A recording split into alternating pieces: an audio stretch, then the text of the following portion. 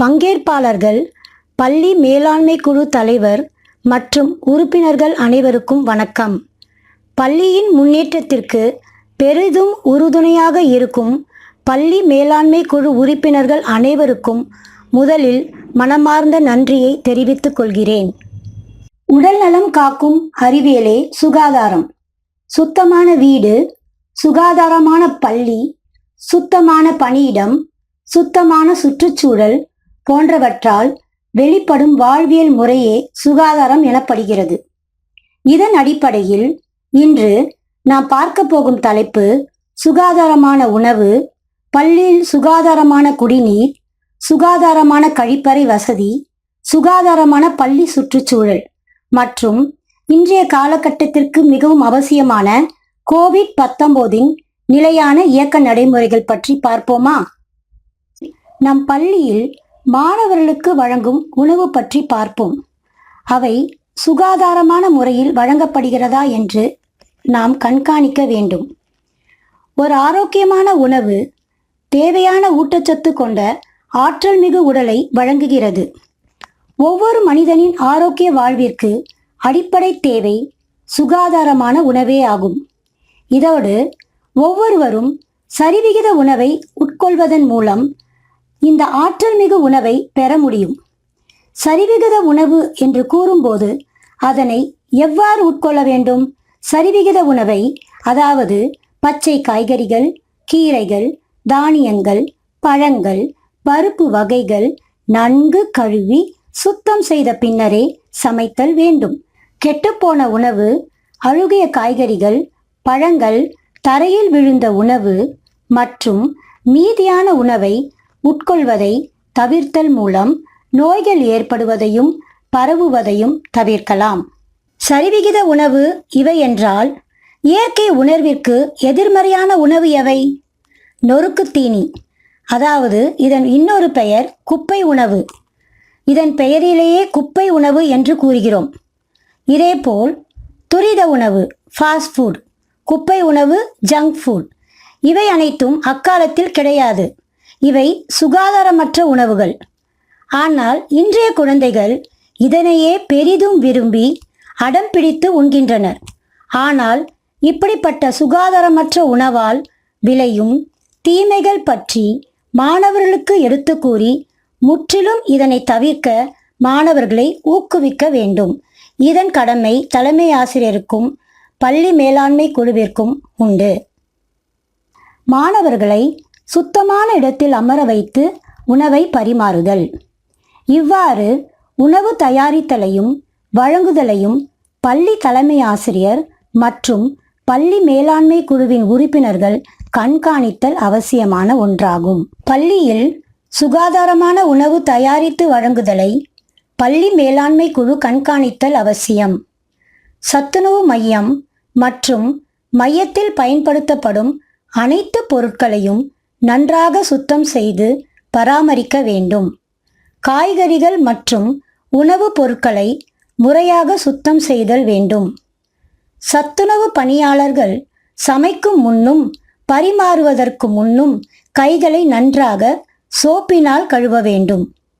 மாணவர்கள் உணவு உண்ணும் தட்டு மற்றும் கைகளை சோப்பு போட்டு சுத்தமாக கழுவுதலை உறுதி செய்தல் வேண்டும்.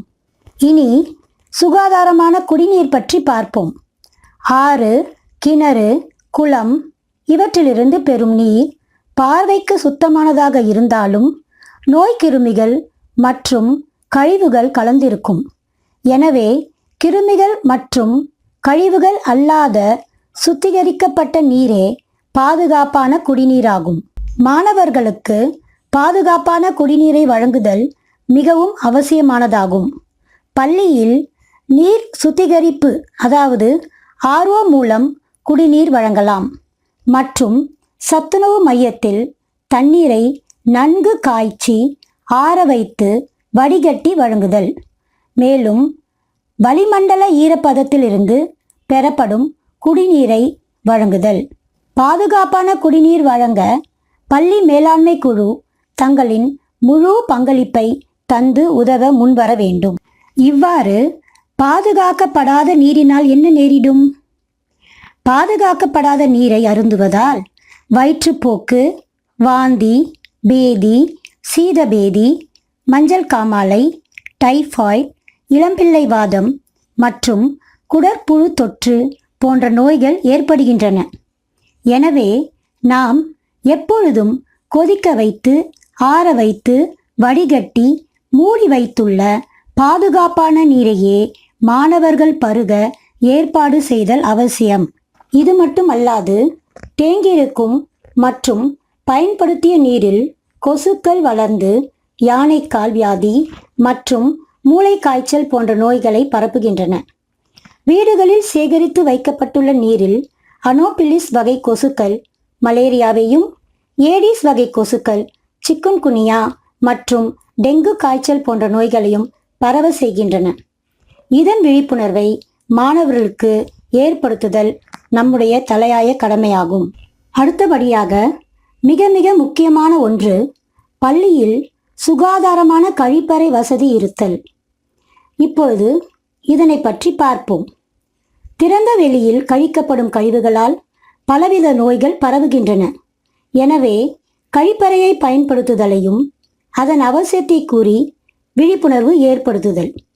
பள்ளியில் மாணவர்களின் எண்ணிக்கைக்கு ஏற்ப கழிப்பறைகள் அமைத்தல் வேண்டும். நம் அரசு பள்ளியில் மாணவர்களின் எண்ணிக்கைக்கு ஏற்ப கழிப்பறைகளை அமைத்து தருவதால் இந்த வாய்ப்பை அனைத்து பள்ளிகளும் பயன்படுத்தி கொள்கின்றன என்று கூறுவதில் பெருமகிழ்ச்சி அடைகிறேன். மாணவர்களுக்கு கழிப்பறையை எவ்வாறு சுகாதாரமாக பயன்படுத்துவது என்று கற்பித்தல் வேண்டும். சுகாதாரமான கழிப்பறை பராமரிப்பு முறை சிலவற்றை காண்போம். கழிப்பறை சிறுநீர் கழிப்பிடங்களை தினசரி கழுவி சுகாதார பொருட்கள் சானிட்டரி மெட்டீரியல்ஸ் கொண்டு சுத்தம் செய்தல் வேண்டும். நாப்கின் எரியூட்டியை கண்டிப்பாக பயன்படுத்துதல் வேண்டும். உறிஞ்சுக்குழியை செப்டிக் டேங்க் அவ்வப்போது சுத்தம் செய்து பராமரித்தல் வேண்டும். சுகாதாரமான முறையில் கழிப்பறையை பராமரிக்க கழிப்பறைக்கு தேவையான தண்ணீர் வசதியை உறுதி செய்தல் அவசியம். மாணவர் கை கழுவ தேவையான தண்ணீர், சோப்பு மற்றும் டவல் வழங்குதல் முக்கியம்.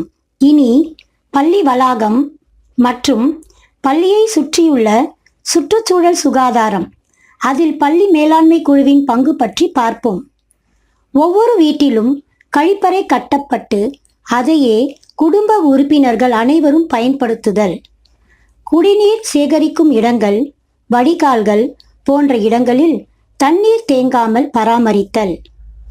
கிராமத்தில் உள்ள பொது இடமான பேருந்து நிலையம், கோவில்கள், நீர்நிலைகள், ஆரம்ப சுகாதார நிலையம், பாடசாலை போன்றவற்றை சுத்தமாக பராமரித்தல்.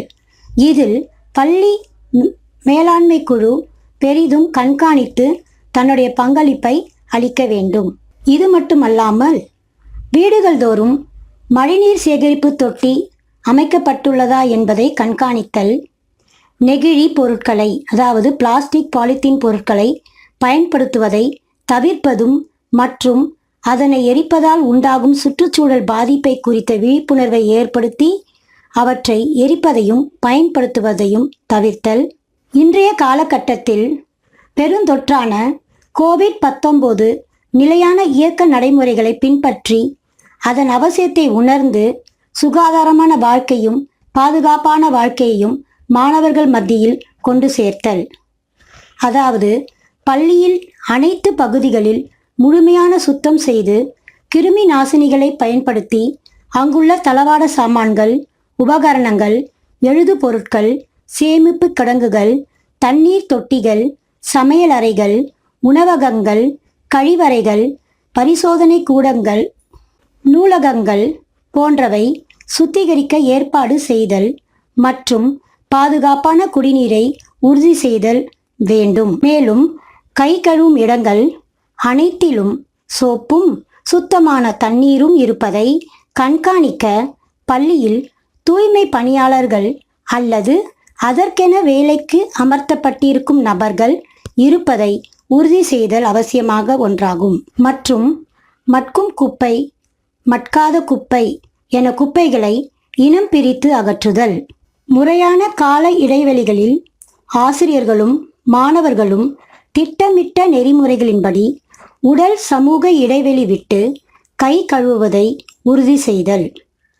மதிய உணவு சமைக்க வருகை தரும் சமையல்காரர் அல்லது உதவியாளர் கோவிட்-19 இல்லாதவர் என்பதை உறுதி செய்து அவருக்கு பாதுகாப்பு மேலாடையையும் தலைக்கவசம் வழங்குவதில் உதவுதல். தினமும் சமையலறை மதிய உணவு தயாரிக்கப்படும் முன்பு சுத்தம் செய்யப்பட வேண்டும். உணவு சமைக்கும் முன்பும் பின்பும் சமையலறையையும் தரையையும் சமையல் மேடையையும் சுத்தம் செய்வதை உறுதி செய்தல் வேண்டும். எனவே பள்ளி சுகாதாரத்தில் பள்ளி மேலாண்மை குழு பள்ளியில் இருக்க வேண்டிய அனைத்து சுகாதார முறைகளையும் பற்றி அறிந்து பள்ளி சுகாதாரத்தை பேணுவதற்கு தேவையான உதவிகள் செய்து மாணவர்களும் சுகாதார முறைமைகளை பின்பற்ற வலியுறுத்தி சுகாதாரம் சார்ந்த அனைத்து செயல்பாடுகளையும் கண்காணித்து கோவிட் தொற்று இல்லாத பள்ளியாகவும் சமுதாயமாகவும் உருவாக்க முற்படுவோம். நன்றி, வணக்கம்.